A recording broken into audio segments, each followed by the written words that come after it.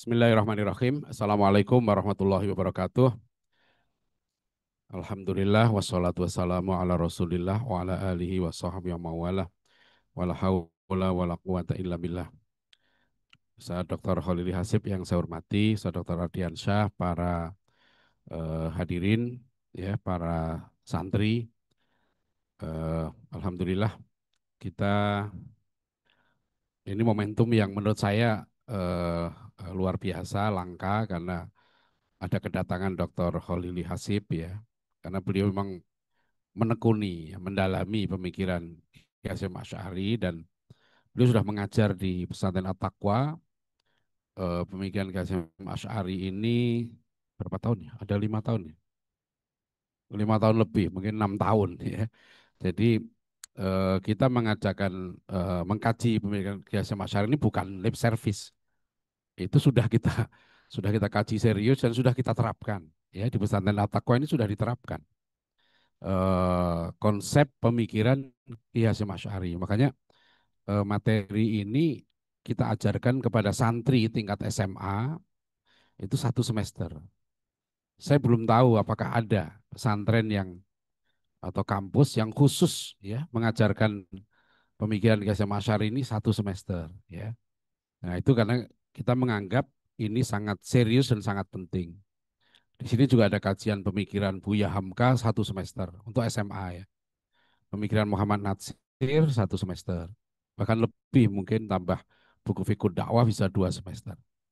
Eh, apa namanya? Jadi saya pernah nulis artikel tentang, saya kirim juga ke Pak Menteri Pendidikan, Pak Abdul Mukti, gitu ya.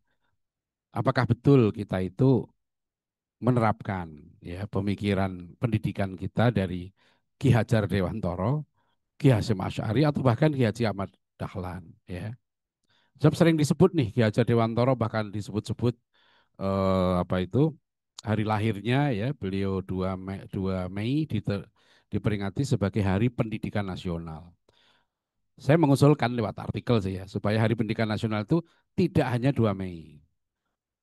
Jadi kalau 2 Mei Hari Pendidikan Nasional memperingati hari ulang tahunnya Ki Hajar, ya, hari lahirnya Ki Hajar. Kenapa tidak ditambah lagi, ya, hari lahirnya, Hari Pendidikan Nasional itu memperingati hari lahirnya Ki Haji Hasyim Asy'ari, gitu ya.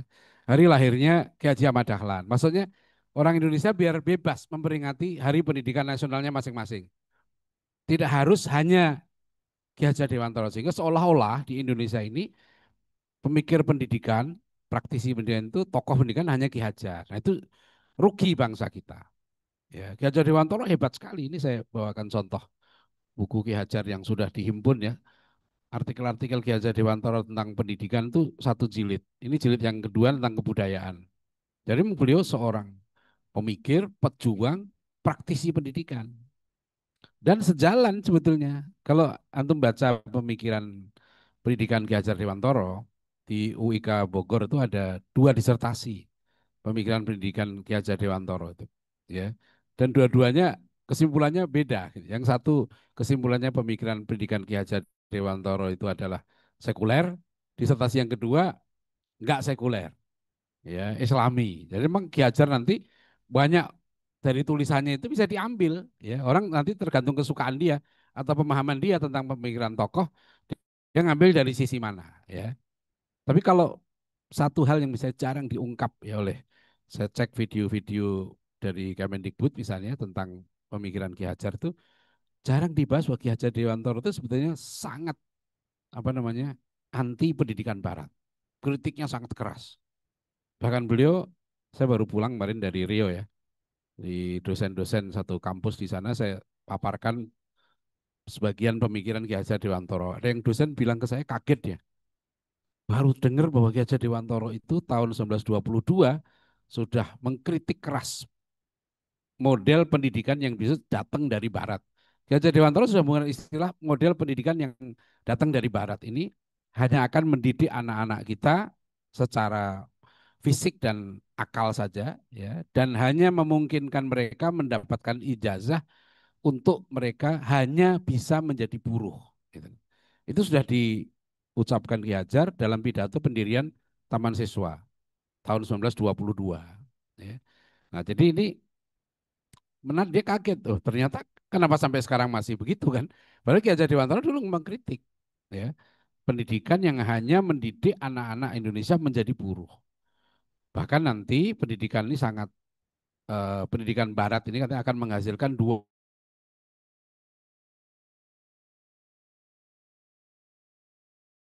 kekaan diri, dua menghasilkan kemurkaan benda. Ya, kemurkaan diri itu adalah individualisme, kemurkaan benda itu materialisme. Nah, kalau sudah muncul ini di tengah masyarakat, masyarakat akan rusak ya ketentramannya. Jadi sebenarnya nanti ya lembaga-lembaga pendidikan Islam di Indonesia ini terutama yang nanti bentuknya klasikal ya, itu memang merespon ya strategi Barat untuk mensekulerkan Indonesia ini. Jadi nanti Ki Hasyim Asy'ari sebetulnya sama juga, bahkan beliau lebih dulu ya. Pesantren Tebu Ireng itu berdiri 1899 nggak saya. 1899. Nah, Belanda melakukan politik etis secara sistematis ya itu 1901. Ya, politik etis itu eh, mereka katanya ingin memberikan balas jasa kepada orang Indonesia, didirikanlah apa lembaga-lembaga pendidikan yang sebenarnya ya eh, tokohnya itu Snugurgrunnya dengan Abendanon itu merancang pendidikan istilahnya itu untuk ya melepaskan umat Islam dari belenggu agamanya. Cuma pendidikan Belanda ini keren gitu loh. Karena lulusannya sangat makmur kaya. Lulusan SMA ya, AMS waktu itu Algemene Middelbare School itu kalau menjadi pegawai pemerintah kolonial gajinya 150 gulden. Ya, harga beras waktu itu 0,05 sen per kilo. Jadi kalau per kilo beras itu harganya 10.000, berarti gaji pegawai pemerintah lulusan SMA zaman itu adalah apa 15.000, 15 juta ya zaman itu. Jadi sudah gajinya keren waktu itu makanya orang lulusan SMA sudah keren banget ya. Nah, tapi ingat bahwa orang-orang Indonesia waktu itu diberikan pendidikan yang kualitasnya tinggi itu untuk apa? Supaya mereka lupa jihad. Ya, karena Belanda itu capek ya mengalami apa itu perjuangan perang jihad yang nggak pernah berhenti. Dan itu selalu digerakkan oleh para ulama dan dari pesantren. Gitu ceritanya itu. Kita bisa mulai dari Syekh Yusuf Makosari ya, abad ke-16, abad ke-17 nanti muncul eh siapa? Syekh Abdul Somad Al-Falimbani ya, abad 18 nanti maaf 18 itu Syekh Abdul Somad Al-Falimbani ya. Terus ya sama tadi ya Syekh Daud Patani, saya itu nanti menggerakkan jihad di Nusantara ini. Yang fenomenal ya abad 19 yaitu Pangeran Diponegoro yang tadi disebutkan. Pangeran Diponegoro itu kan memang secara militer ya kemudian kalah. Tetapi kemudian prajurit-prajurit Diponegoro itu tidak menyerah. Karena kan Belanda sebenarnya Pangeran Diponegoro itu nggak kalah ya. Peter Carey kan menulis itu karena dia ditipu, dijebak. Kan waktu itu sebenarnya Diponegoro itu seorang kepala negara, perundingan, tapi dijebak.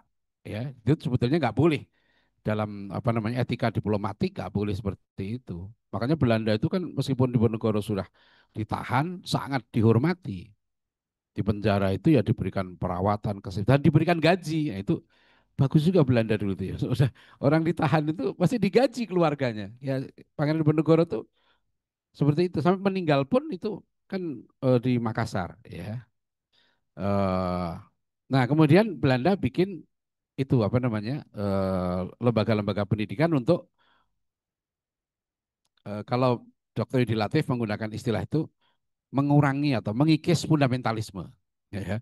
Jadi semangat perlawanan apa namanya para ulama ini dikikis. Ya, dengan apa? Ya dengan iming-iming jabatan, materi, gitu. Nah, maka lahirlah model-model pendidikan Barat ya, yang luar biasa ada data di situ ya. Sekolah model Barat ini tahun 1900 muridnya sudah 101.003 orang. Itu data statistik tahun itu. 10 tahun kemudian 1910 mencapai 300 sekian ribu, 3 kali lipat. 10 tahun kemudian 1920 mencapai 829.000. Jadi 1920 itu sudah hampir 1 juta anak Indonesia yang dididik dengan pendidikan sekuler. Nah, makanya jangan heran 1945 waktu sidang BPUPK menentukan masa depan negara merdeka dari 62 anggota BPUPK itu yang menginginkan negara merdeka diatur dengan Islam itu hanya 25%, hanya 15 orang. Ya, jadi elit Indonesia awal itu sudah sekuler. Ya. Nah, di sini nanti menariknya Kongres Masyumi di Jogja tahun 44. Waktu itu pemimpin tertingginya Ki Hasyim Asy'ari. Nah, ini orang kadang-kadang sering melupakan bahwa Ki Hasyim Asy'ari itu adalah pemimpin tertinggi umat Islam Indonesia sampai beliau wafat tahun 47. Ya. Status beliau tetap pemimpin tertinggi karena beliau ketua Majelis Syuro Masyumi. Ya. Sehingga kalau fatwa jihad 22 Oktober 1945 mengapa mendapat sambutan bahkan koran Kedaulatan Rakyat menulis 60 miliun kaum muslimin Indonesia siap berjihad visabilillah. Itu fatwa seorang Ki Haji Hasyim Asy'ari, ya. Beliau betul-betul dihormati seluruh umat Islam. Ya, mungkin sekarang orang kadang-kadang menganggap Ki Hasyim Asy'ari itu hanya apa? Ketua apa Rois Akbar terus MNU, sebetulnya nggak begitu. Beliau sangat dihormati dan diakui sebagai pemimpin tertinggi ya umat Islam Indonesia. Beliau meninggal 47, 1947. Nah, baru nanti Masyumi pecah tahun 55. Ya, kita bisa melihat di situ saya menduga kuat ya. Karena Kiai Hasyim Asy'ari ini sudah tadi Kiai Khalili kami itu sudah menyebutkan beliau bukan seorang pemikir saja, beliau seorang penggerak dan betul. Maka ketika beliau mendirikan pesantren itu, kan pesantrennya berapa kali itu dibakar ya. Dibakar oleh preman-preman yang diduga kuat ya, suruhan penjajah ya. Kiai Hasyim Asy'ari ini kan pertama bukan mendirikan pesantren, malah mendirikan perguruan silat. Dan dipilih namanya Tebu Ireng kan, itu daerah yang hitam, daerah kotor. Sama kayak Gontor kan, Panggon sing kotor. Jadi dulu kiai-kiai itu bikin pesantren justru di tempat pusat syirik, pusat maksiat. Nah, nah itu menarik ya. Jadi apa namanya kiai-kiai kita dulu semangat. Jadi pesantren itu memang lembaga perjuangan. Ya, kalau Kiai Soleh Iskandar menyebut fungsi pesantren itu dua, lembaga tafakuh fiddin dan lembaga iqamatuddin. Ya, lembaga pendidikan dan lembaga perjuangan. Ya, nah itu eh, nah ini saya ceritakan latar belakang dulu ya, apa background kenapa kemudian nanti berdiri NU, Muhammadiyah, termasuk lembaga-lembaga pendidikan karena ormas-ormas ini kan akhirnya kiprahnya itu ya pendidikan, ya kiprah para ormas yang apa ormas-ormas yang didirikan oleh para tokoh kita ini. Jadi lembaga pendidikan awal yang mulai mengkawinkan antara sistem modern dengan sistem pesantren, sistem Sorogan ya, itu adalah eh, Mambaul Ulum di Solo 1905 bareng dengan Jamiat Khair di Jakarta. Itu mulai apa menerapkan jadi bukan hanya pesantren, dia mulai ada jenjang, ada apa namanya kelas gitu ya, ada karena memang sistem pendidikan Eropa di sini sudah sebelumnya sudah berdiri di beberapa tempat ya, abad 18 sudah banyak sekolah-sekolah Belanda berdiri. Nah, 19 eh, Muhammadiyah 1912 ya. Sebetulnya banyak sebelum itu ada 1910 di Bukit Tinggi itu ada pesantren Parabek itu 1910. Sama dengan pesantrennya Kiai As'ad sama Arifin di situ Bondo. Nah, saya pernah diundang ke sana, itu juga 1910. Dan betul kata Kiai Khalil tadi, banyak pesantren masuk langitan, Mas Kumambang itu lebih dulu malah, Kiai Fakih. Itu sekarang umurnya sudah 165 tahun. Lebih dulu lagi Sidogiri ya sudah hampir 300 tahun. Katanya ada yang lebih tua lagi di Kebumen. Kebumen ya.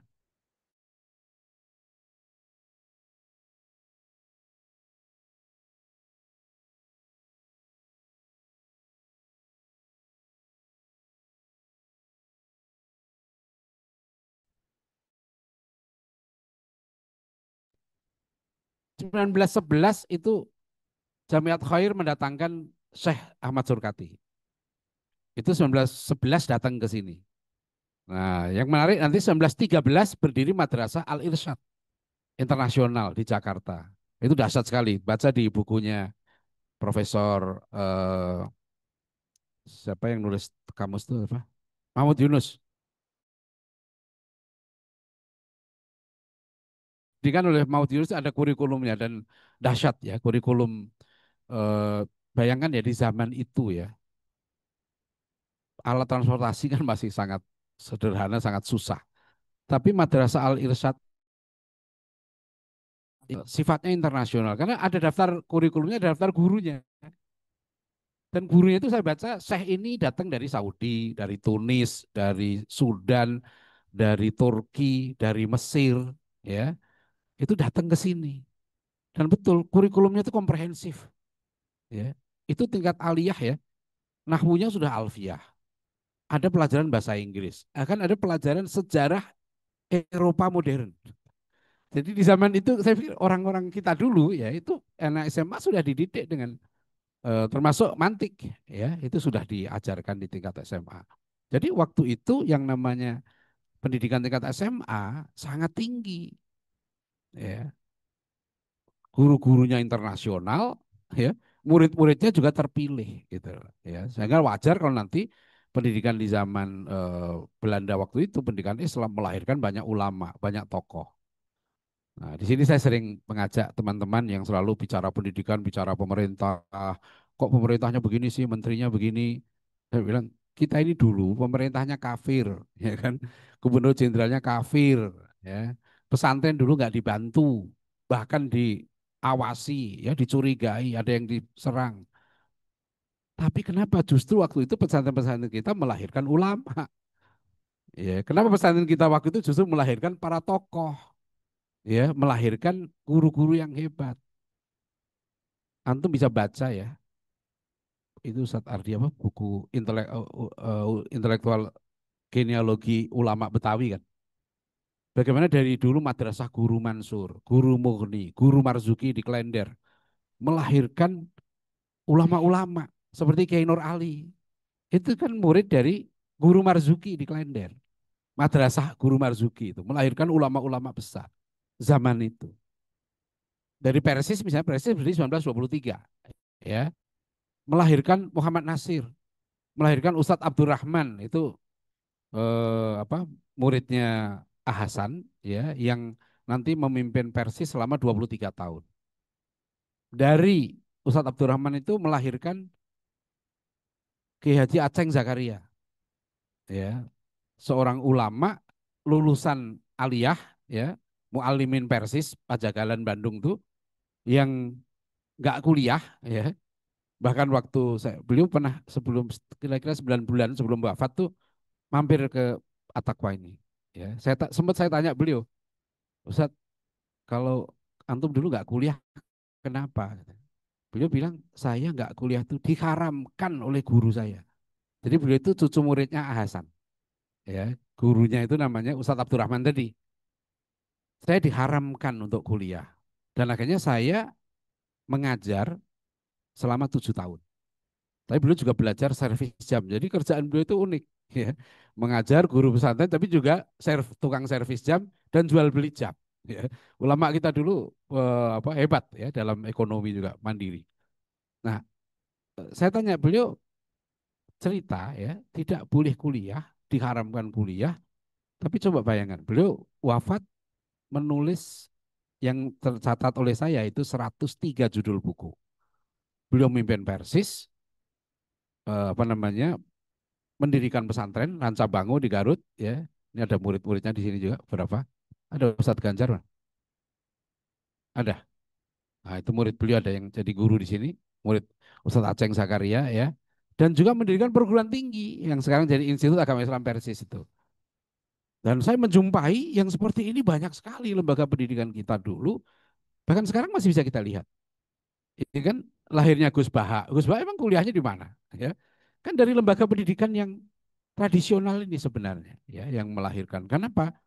Itulah nanti yang penting ya, untuk kita terapkan dalam konsep pendidikan kita. Karena pendidikan kita sekarang ini terlalu formalistik, ya, sampai ke atas. Orang akhirnya nggak sibuk dengan ilmu sekarang. Ya. Bahkan yang lebih parah lagi nanti adalah ilmu itu sudah didegradasikan, apa dilemahkan, dihinakan, ya. Hanya bagaimana alat untuk bisa cari makan.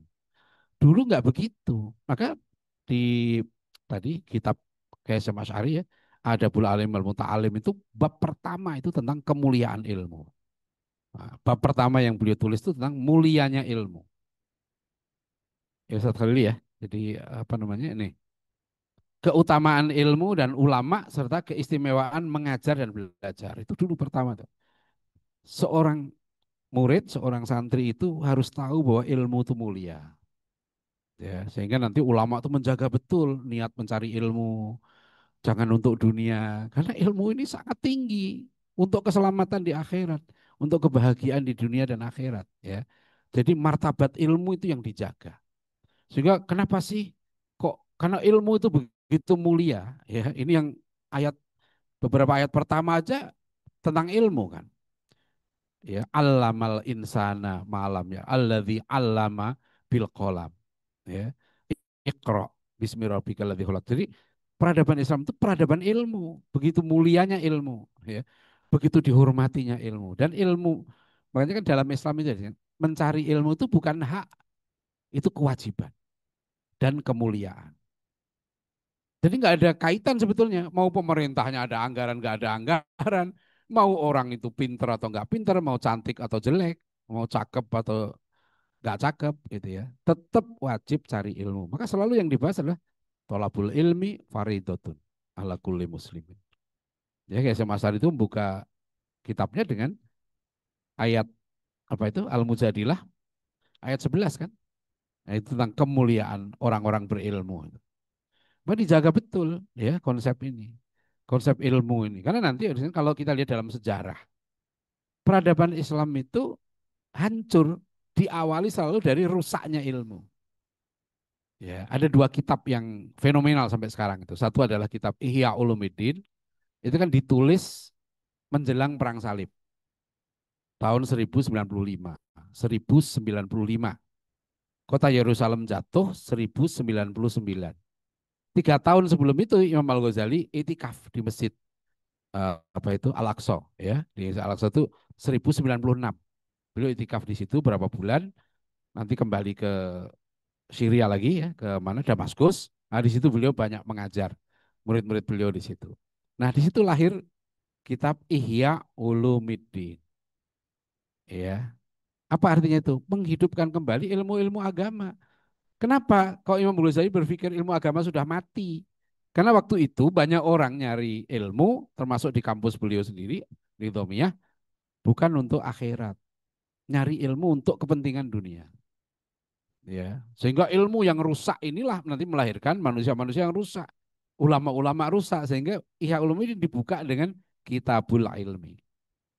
Dan apa bagian awal itu sudah membahas tentang bahaya ulama atau ulama dunia. Ya. Nah, nanti memang unik ya di kitab Ihya ini nggak ada kitabul jihad.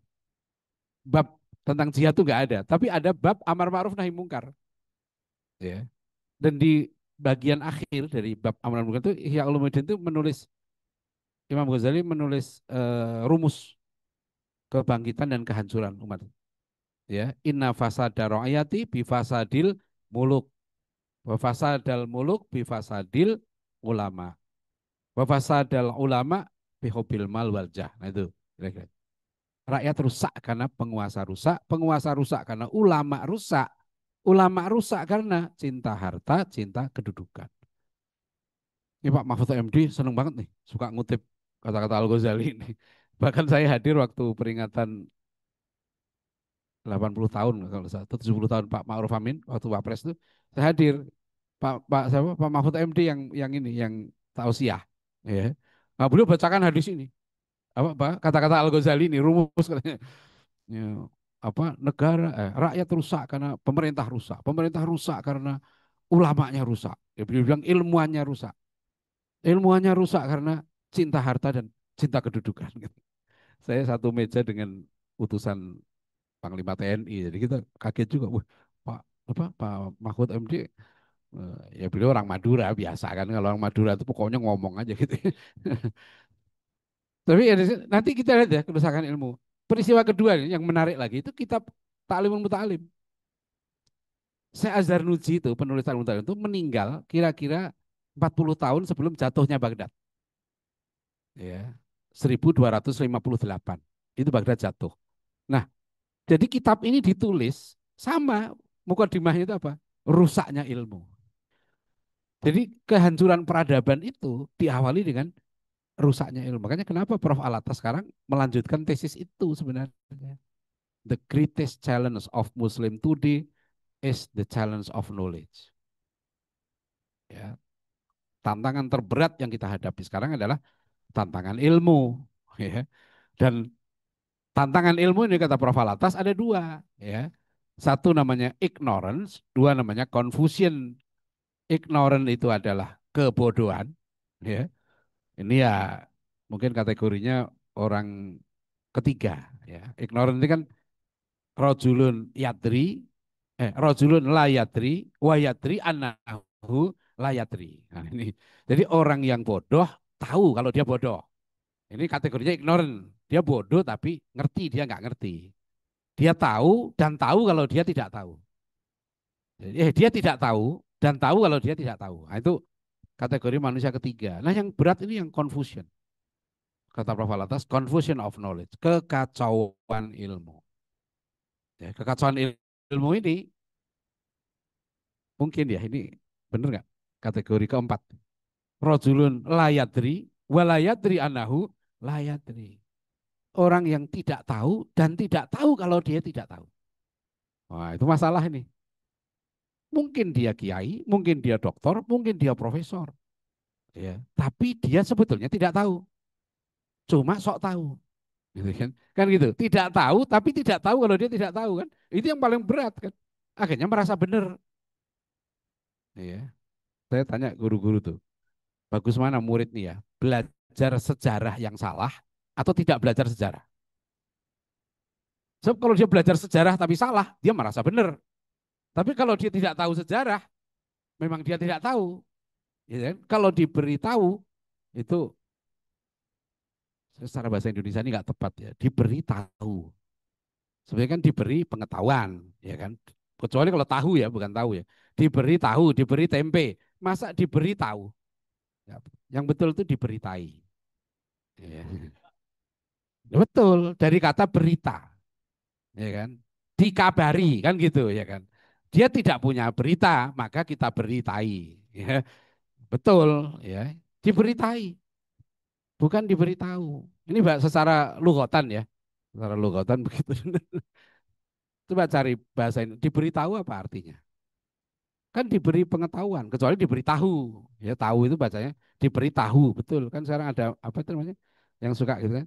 Diberitahu terus ada gambar tahu gitu kan. Diberi, nah, ya itu betul diberitahu. Ya, stiker itu kan ada itu diberitahu. Jadi ada sekalian ya memang Prof. Alatas itu udah ini kan teori Prof. Alatas itu disampaikan resmi di Konferensi Pendidikan Islam di Mekah tahun 77 ya.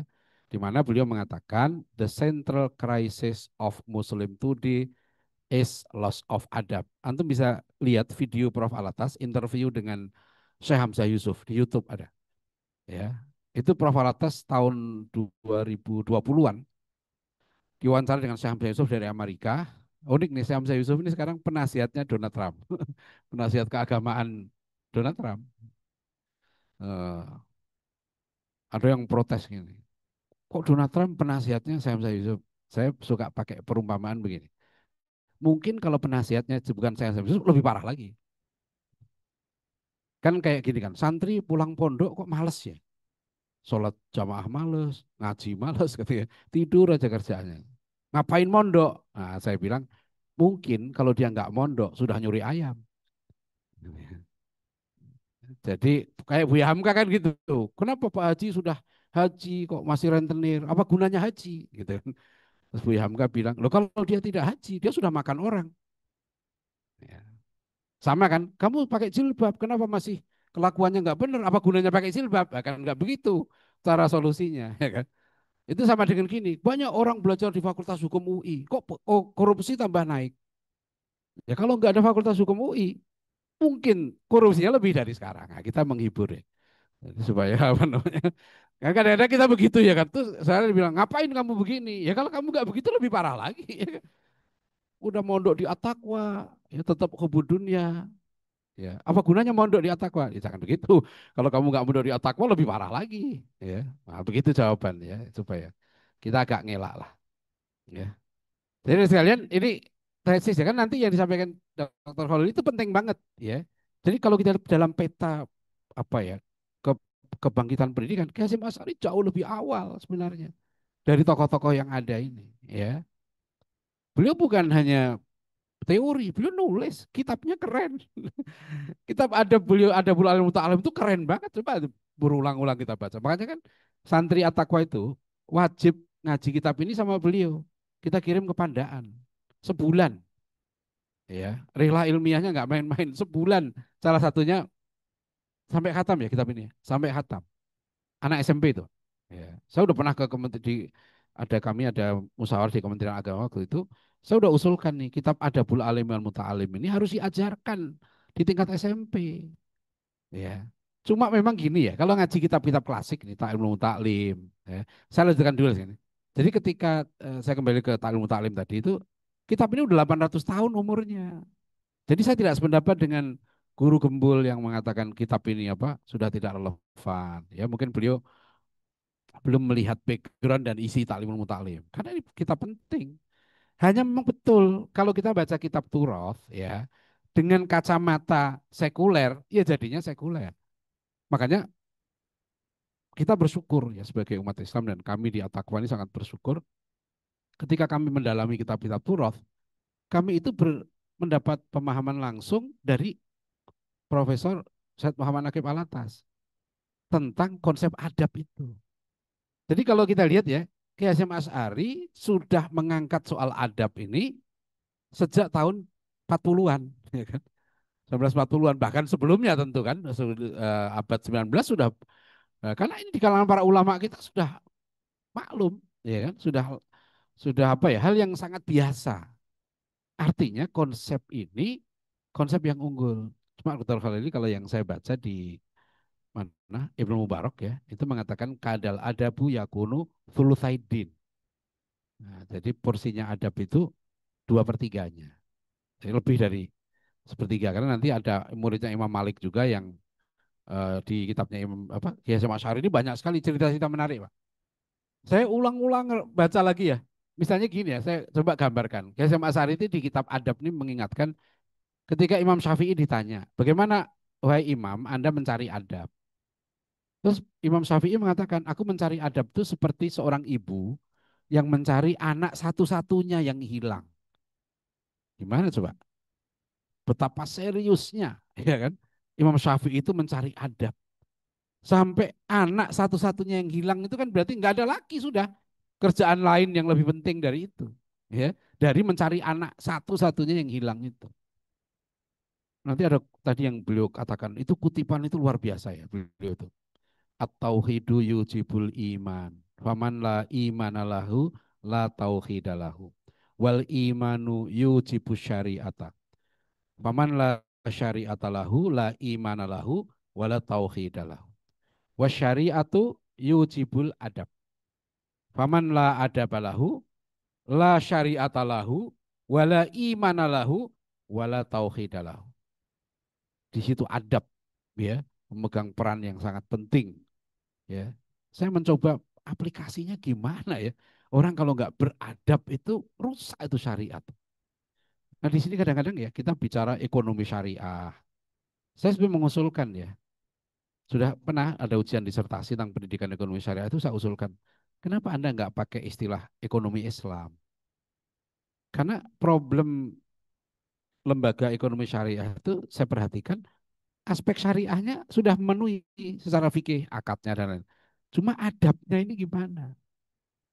Contoh ya, guru pesantren sama pegawai BUMN ngajukan kredit ke bank syariah, ya kan?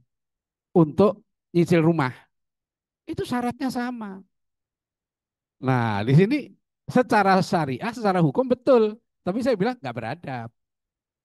Beda dong, ya kan? Guru at-taqwa, ya kan? Dengan pegawai McD, misalnya gitu ya. Ngajukan kredit rumah ke bank syariah. Harusnya perlakuannya beda. Nah, itu adab di situ. Ya. Secara syariat, laki-laki itu boleh. Ustadz Ardi itu boleh tiap hari kawin, seminggu kemudian cerai. Ya, pilih lagi. Dan saya yakin banyak yang mau sama beliau. Sama beliau aja nggak berani. Ya, banyak yang mau. Tapi nggak beradab. Ya kan? Jadi kalau soal syariat boleh saja. Ya. Orang khotib Jumat itu syariatnya kan nutup aurat. Nutup aurat itu boleh dia pakai kaos singlet, celana kolor, ya kan, topi koboi, bawa pisau, ya misalnya itu. Lalu waktu khutbah Jumat tuh, ittaqullaha haqqa tuqatih gitu kan. Kira-kira, ya kalau secara syariat sah kan? Nah di situ adab. Saya, kalau kita renungkan ya, ada kayak Mas Ari ini, Masya Allah, kitabnya itu keren banget. Ya adab. Ini kan tahun 40-an. Ibaratnya nanti kita kalau belajar adab nih dari para ulama kita, terutama gitu. Karena kitab Kiai Hasyim Asy'ari itu memberikan pengantar yang sangat bagus. Ya. Sebelum nanti bicara tentang pertama kali beliau itu ada murid. Nah, pertama kali baru tadi adab guru, adab belajar, adab pada kitab. Karena beliau kasih tahu dulu ya kisah-kisah para ulama, hadis-hadis Rasulullah tentang adab gitu ya. Sehingga diantarkan. Nah, kadang-kadang kitab adab itu nggak mencantumkan ini pengantarnya. Jadi pendahuluan kitab Adabul Alim Muta'alimnya kayak Mas Ari ini itu keren maksudnya gitu. Jadi cuma beliau belum kayak sistem sekarang mengkonseptualisasikan. Nanti konseptualisasi adab ini dilakukan oleh Prof. Alatas. Adab adalah right action yang lahir dari hikmah. Nah, beliau selalu mengatakan adab is coming from hikmah. Adab is not coming from universities, even not coming from knowledge. Nah, ini penting sekali nih. Sebab kadang-kadang sekarang orang nggak tahu adab. Nah, yang saya ingin menekankan lagi sampaikan contoh adab penting dalam ilmu ya. Para ulama kita sangat menekankan karena tolabul ilmi faridotun ala kulli muslimin ini itu Syekh Zarnuji pun membahas itu. Imam Ghazali membahas itu. Prof. Alatas membahas itu. Ada tesis master di tesis tentang kurikulum fardu ain fardu kifayah ya. Supaya yang nulis itu orang Indonesia itu soalnya. Ada bisa kita lihat ya bukunya itu klik aja di internet ada itu fardu ain fardu kifayah tesis UTM gitu ya. Nanti ada keluar tuh sudah terbitkan jadi buku. Betul yang dikatakan Dr. Holili, saya bicara aplikasinya ya. Misalnya contoh betapa aplikasi penting sekali ya. Karena Imam Al-Ghazali mengatakan ada tiga syarat mempelajari ilmu fardu kifayah. Satu, harus menyelesaikan yang fardu ain. Ini Prof. Alatas juga sangat menekankan ini. Jangan sampai orang ya fardu ainnya belum dapat, dia sudah belajar fardu kifayah. Ini berat nih. Yang kedua, secara bertahap. Ya, ada tahapan-tahapannya. Dan yang ketiga, nah ini yang penting. Jangan mempelajari ilmu fardu kifayah yang sudah banyak dipelajari oleh orang lain.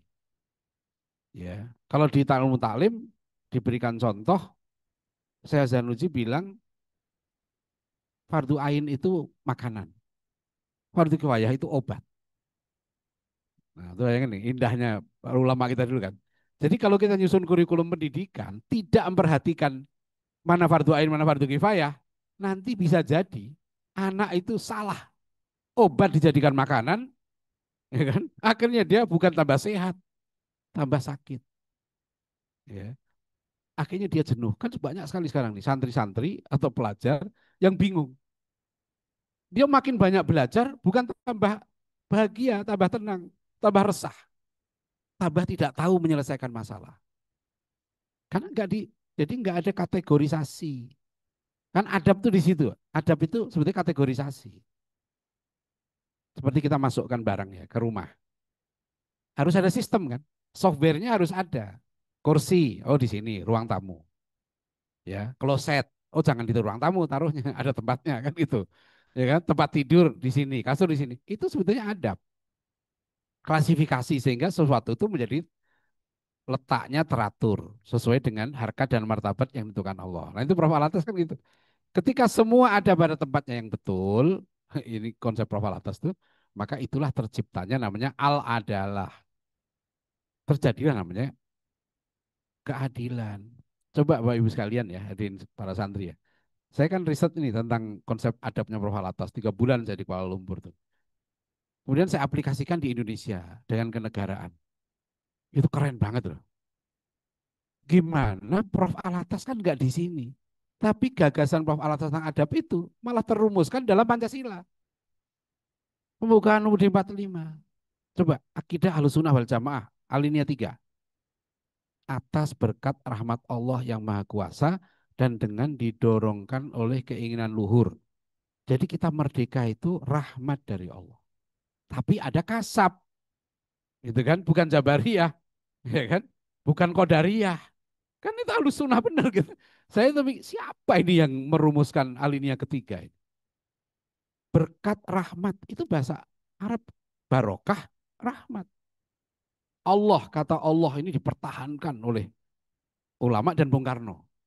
Sampai dekrit Presiden 5 Juli tahun 59 mengembalikan kata Allah. Sebelumnya dalam konstitusi RIS dan UUDS, kata Allah hilang, diganti Tuhan.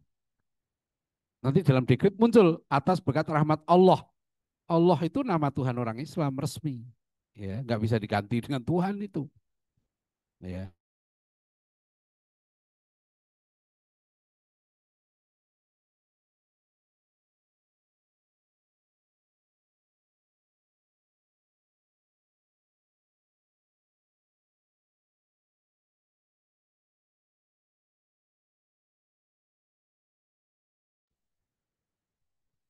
Kita juga merumuskan 5 sila itu tidak bisa diubah urutannya. Sila pertama menjiwai sila yang lain.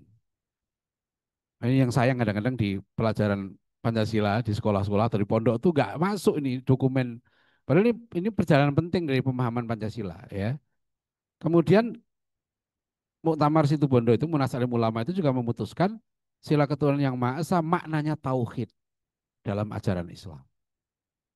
Dan mengamalkan Pancasila bagi umat Islam itu dalam rangka mengamalkan syariat agamanya. Itu resmi keputusan ya Munas Alim Ulama itu. Jadi kalau kita lihat di situ, lihat Pancasila itu kan kemanusiaan. Bung Karno hanya mengajukan sila kemanusiaan. Muhammad Yamin peri kemanusiaan.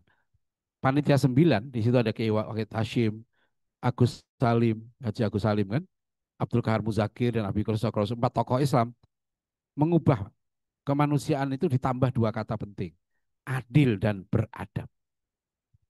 Ya. Kenapa bukan misalnya kemanusiaan yang berbudaya? Enggak. Kemanusiaan yang adil dan beradab. Nah, lihat sila keempat. Kerakyatan yang dipimpin oleh hikmah. Saya kok bisa ya? Sejalan dengan konsepnya Prof. Alatas. Adab is coming from hikmah. Walakot ataina lukmanal hikmata.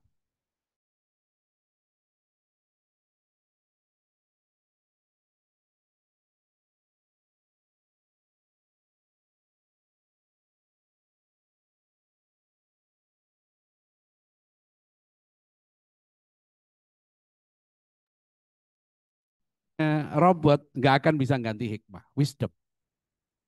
Hikmah kan ikut-ikutan. Ya pengusaha Cina itu dia bilang apa nama smart people beda dengan wise people. Ini lihat videonya Jack Ma itu. Ada video tentang wise people and smart people. Dia bilang. Kita sekarang harus mendidik orang-orang menjadi wise people, orang yang bijak. Nah itu adab, itu hikmah. Nah ini ulama kita sudah mengangkat konsep ini, ya kan? Dan terbukti loh, pendidikan Tebu Ireng dulu, ulama-ulama lain, pesantren kita dulu melahirkan manusia-manusia hebat. Coba Kiai Hasyim Asy'ari, Kiai Wahid Hashim itu sekolahnya di mana? Kan nggak kalah bersaing dengan lulusan Eropa waktu itu. Bung Karno, Bung Hatta lulusan Belanda, perguruan tinggi top di zaman itu kan. Di Indonesia ada 3 waktu yang perguruan tinggi yang top tuh. Ya, nama satu Rek Hogeschool, Sekolah Tinggi Hukum di Jakarta, 2 Technical Hogeschool di Bandung, jadi ITB, Yang ketiga, Geniskundige Hogeschool, sekolah tinggi kedokteran. Nah, masalahnya Bapak Ibu sekalian ya, sekarang ini persoalan kita bukan soal tidak tahu, Pak, tapi adab. Loss of adab profalatas itu karena confusion, kekacauan. Adab itu terkait dengan proporsi, dosis, dan cara. Misalnya, betul obat sakit kepala, ya, itu misalnya apa namanya, eh, pil apalah gitu ya, pil apa, ya nggak usah sebut nama lah, nanti saya dikira iklan ya, sebut pokoknya pil tertentu. Tapi orang nanya kan, berapa kali harus makan? Bagaimana cara makannya? Dosisnya berapa? Nah itulah yang disebut dengan adab. Yang kita amati misalnya begini ya, eh, menghafal Al-Quran 30 juz itu fardu kifayah. Ya, sehingga di masa Nabi pun tidak semua sahabat itu menghafal Quran 30 juz. Tapi karena menghafal Quran itu sangat mulia, tapi dia fardu kifayah. Yang fardu ain itu apa? Adab. Anak itu jujur, pekerja keras, tidak malas, tidak sombong, tidak riak, tidak dengki. Itu fardu ain. Ya. Dia harus Al-Fatihahnya benar, ya, ngajinya benar, sholatnya benar, apa itu wudhunya benar, itu fardu ain. Adab pada orang tua benar, itu fardu ain. Nah, jangan sampai maksudnya tadi fardu kifayah seperti obat, proporsinya berlebihan. Ya. Maka saya sudah mengusulkan ke Pak Menteri Pendidikan kita, ya. Tidak setuju ujian nasional itu dihapus. Harus ada ujian nasional. Bahkan ujian internasional. Ya, bukan hanya nasional. Tapi materinya ujian sholat, ujian wudhu, ujian toharoh, ujian akhlak. Nah itu benar tuh. Itu yang materi wajib ujiannya. Jadi bukan matematika, ya. Kan sekarang ada TKA ya, tes kemampuan akademik untuk SD, saya baca bahasa Indonesia dan matematika.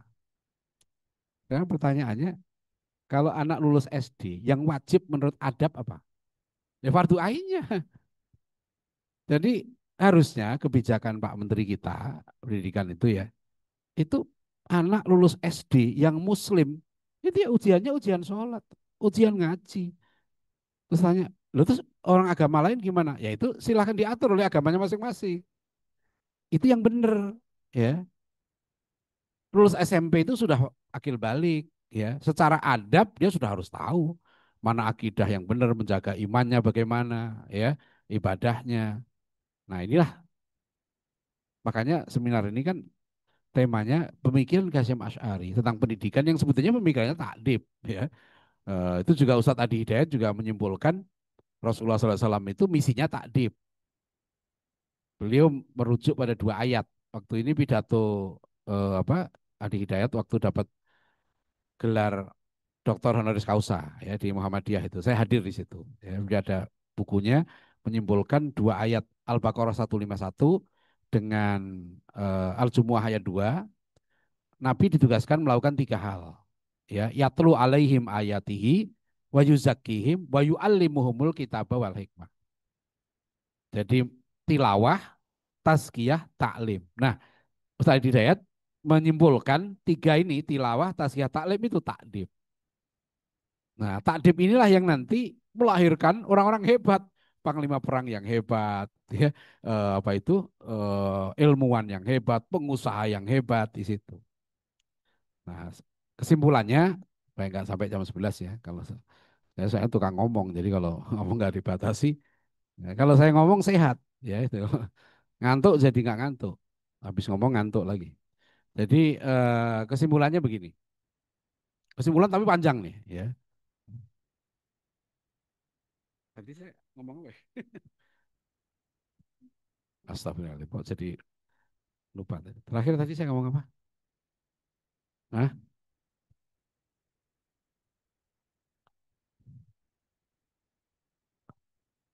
Iya iya takdib, cuma ada poin yang saya sampaikan loh, jadi lupa.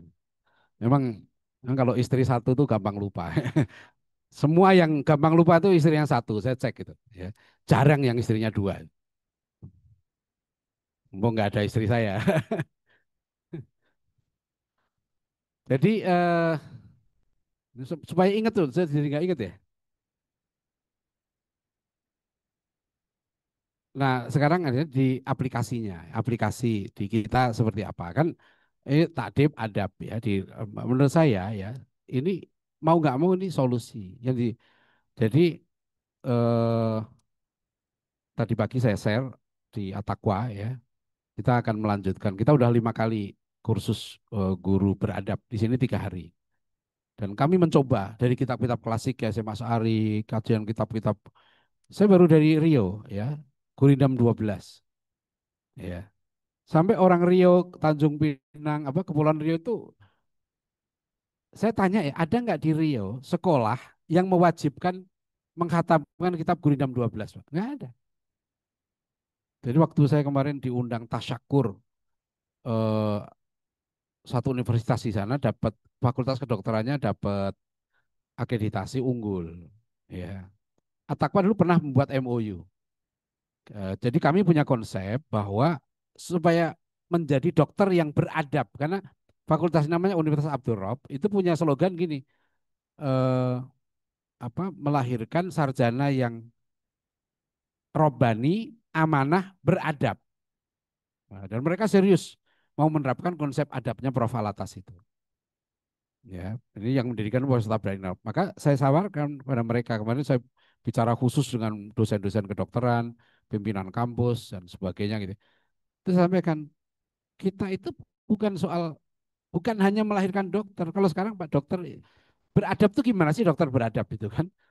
Ya dokter yang dia punya kemampuan ilmu bukan takhusus. Ini Prof. Alatas mengkritik universitas itu kata Prof. Alatas bukan orang jadi tukang. Ya, itu tidak universal. Makanya kan namanya university. Nah, salah satu konsep yang disampaikan Prof. Alatas dari worldview yang penting adalah konsep universitas dalam Islam. Karena segala sumber kerusakan di dunia Islam sekarang, rusaknya pendidikan dan rusaknya bangsa itu dimulai dari universitas. Universitas itulah yang melahirkan para ilmuwan, para pemimpin. Universitas itu pula yang memproduksi konsep-konsep yang diaplikasikan dalam pembangunan, pendidikan dan sebagainya. Ya kan? Di video saya terbaru kan saya mengusulkan perluasan konsep kerja. Definisi kerja itu apa? Karena sekarang definisi kerja itu orang yang bekerja sekian jam dalam seminggu dan dia dapat honor, upah, itu baru kerja.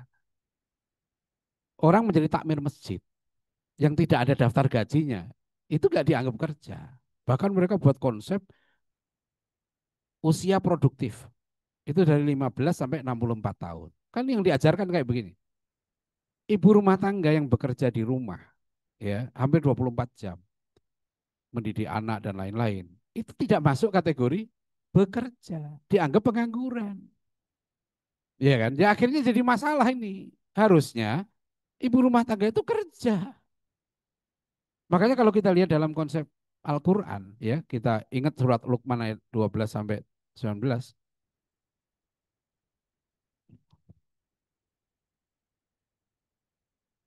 Acara apa?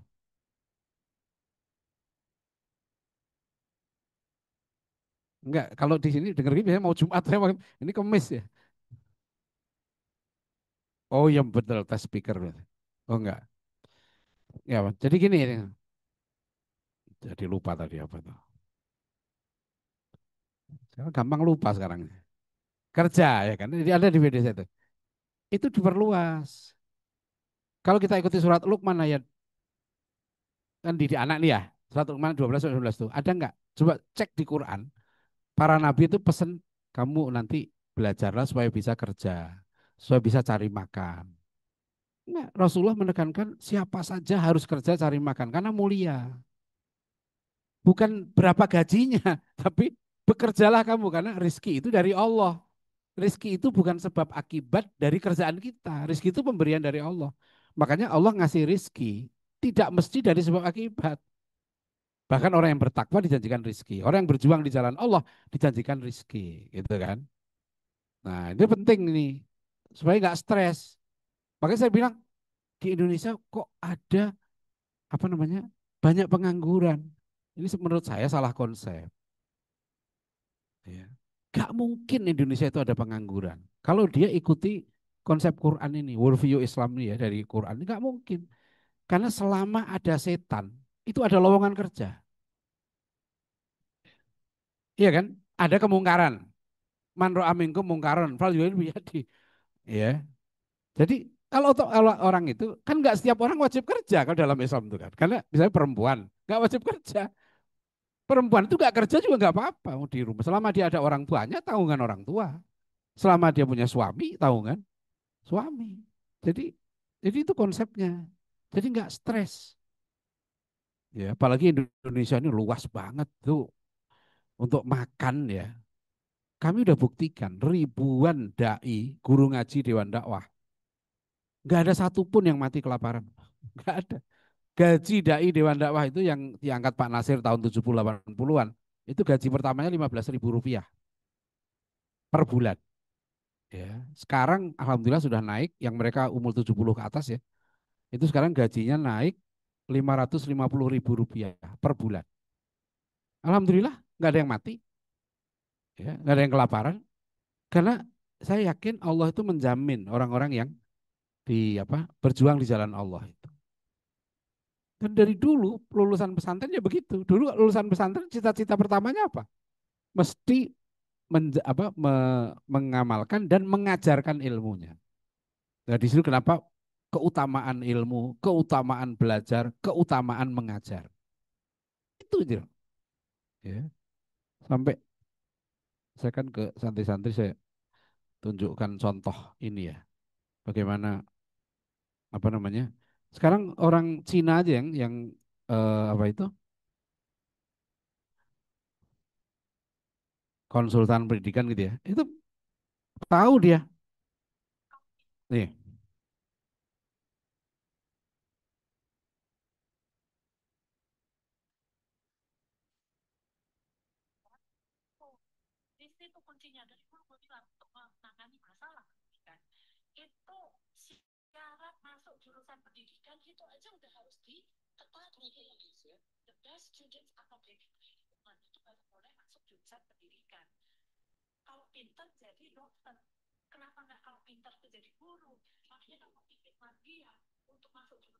nah, ini kan sebetulnya kalau kita lihat teori Ki Hasyim Asy'ari udah ketinggalan. Dari dulu ulama kita tuh makanya bikinnya mualimin gitu loh. Ya Ki Hajar Dewantara pendidikan tertingginya apa? Taman Pamong. Pamong itu taman guru. Ya, maka beliau menyebut Ki Hajar, orang yang mengajar. Ki Hajar itu artinya guru. Dan waktu itu semua pendidikan termulia jadi guru. Gitu.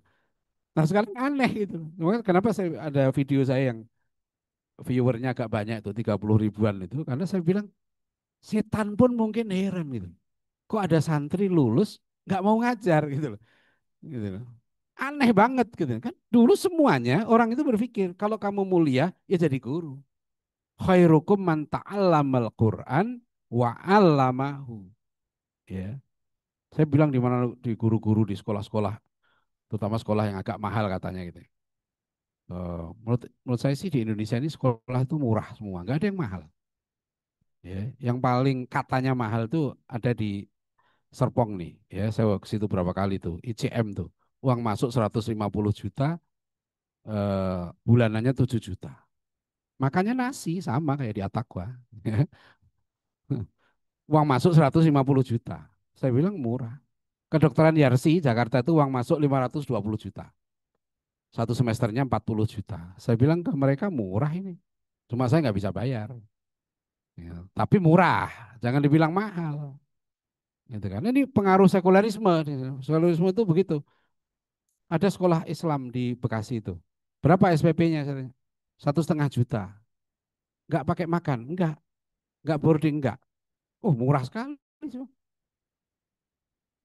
bulan 1,5 juta. Berarti kan per hari 50 ribu lah taruh, ya bagi 3 bulan 50 ribu. Murah sekali. Wong di Bekasi itu naruh motor di mall per jamnya 5 ribu. Ya, coba bayangkan. Motor ditaruh doang nggak diapa-apain, itu per jamnya 5 ribu. Nah kalau anak sekolah ini per 10 jam, dihitung motor aja nggak diapa-apain, cuma ditaruh doang, diikat gitu ya. Itu aja bayarnya 50.000 per hari. Sebulan 30.000. Jadi kalau Anda bayar 1,5 juta sebulan, anak Anda itu statusnya kayak motor.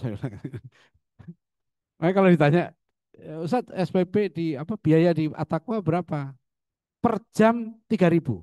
Wah, gitu, gitu. Bukan per bulan, ya kan? Kan anak-anak itu kita jagain 24 jam. Ada jam 2 pagi aja ada yang lompat pagar. Ya, gitu. Ada yang jam 12 malam sakit, ya kan? Ya, kita juga yang ngurusin gitu deh.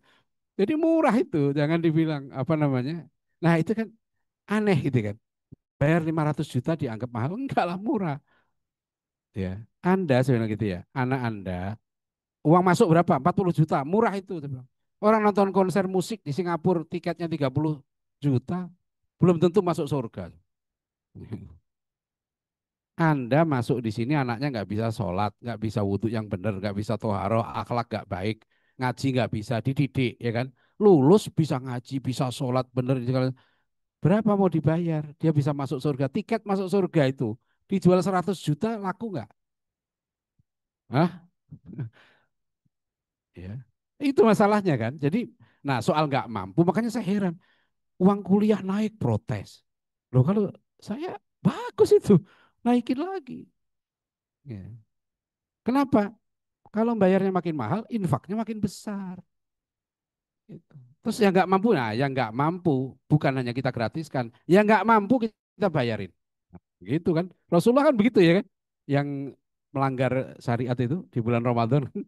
Nah, itu ini nggak mampu, tapi nggak mampu kan apa namanya ngeyel gitu ya. Apa, sudah miskin, melanggar lagi syariat kan. Suruh ngebebasin budak nggak bisa, suruh puasa 2 bulan. Nah, saya sehari aja nggak sanggup kan, apalagi 2 bulan. Suruh ngasih makan 60 orang miskin. Saya yang paling miskin. Waduh ini orang paling miskin tapi berani ya. Rasulullah coba dikasih ya untuk bayari apa namanya itu diatnya ya kan dia fidyahnya keren itu Islam tuh begitu. Nah ini adab ini begitu, maka di sini kan keikhlasan guru murid itu solusi. Saya yakin nih pokoknya kalau pendidikan nasional nih ya, ini kalau Kiai Hasyim Asy'ari ada sekarang ini gitu ya, menyaksikan begini nih, aduh beliau sedih nih ya. Ya gak kataku aja nanti insya Allah beliau kalau ke sini seneng. Karena bukan lip service loh, ini bukan soal beliau NO gak NO, enggak, ini solusi pendidikan kita. Bapak Ibu sekalian, ya, tadi saya cerita tentang dokter beradab. Itu saya bilang, dokter beradab itu apa? Dokter yang mujahid, mujahid dakwah, ya, dokter yang ulama. Di UGM saya udah usulkan, berapa kali saya ngisi ceramah terawih itu, saya bilang, UGM saya usul ya, bukalah prodi baru, kedokteran dan tafsir Quran. Dosennya nanya, kenapa Ustadz mengusulkan begitu? Saya bilang, karena yang pinter-pinter masuknya ke sini. Jadi anak itu kalau pinter mau masuknya ke PTN dulu. Kalau nggak diterima di PTN, baru terpaksa nanti kuliah ke kampus Islam terus minta diskon, ya atau minta gratis gitu. Ya. Padahal kalau diterima di PTN itu dia jual rumah, jual kerbau, ngutang, gitu ya. Terus begitu masuk sini pura-pura miskin, gitu ya. Nah, itu malaikat tahu tuh, hati-hati tuh, ya. Dicatat sama malaikat tuh. Jadi ini adab itu begitu luasnya, begitu pentingnya, strategisnya, dan itu yang sudah dibuk. Beliau bukan hanya, maksud saya, bukan hanya konseptor, Pak. Beliau buktikan, bukan hanya pendidikan nanti melahirkan para mujahidin, bukan 1 jutaan orang. Ya, coba bayangkan kalau nggak ada fatwa jihad Ki Hasyim Asy'ari 22 Oktober itu, berat kondisi negara kita. Yang kita lawan, kata seorang sejarawan, Belanda itu datang ke sini pasukannya itu 200.000. Ya. Dia harus pasukan TNI kita 100.000. Dipimpin seorang jenderal yang sakit paru, coba ditandu. Ya, dan Belanda nggak sanggup kembali lagi di sini. Siapa Panglima Sudirman? Guru Muhammadiyah. Ya, guru Muhammadiyah itu hebat. Nah, saya yakin ya bahwa kita punya konsep yang unggul. Konsep para ulama kita ini memang harus kita aktualisasikan. Kita harus paham kondisi sekarang. Nah, itulah jasa besar menurut saya dari Profesor Syed Akif Alatas, mengangkat konsep pendidikan Islam yang berlangsung ratusan tahun ini dikontekstualisasikan dengan kondisi sekarang. difahamkan tentang bagaimana tantangannya dan bagaimana solusinya. Jadi begitu ya. Terima kasih. Mudah-mudahan bermanfaat. Bila taufik walhidayah. Wassalamualaikum warahmatullahi wabarakatuh.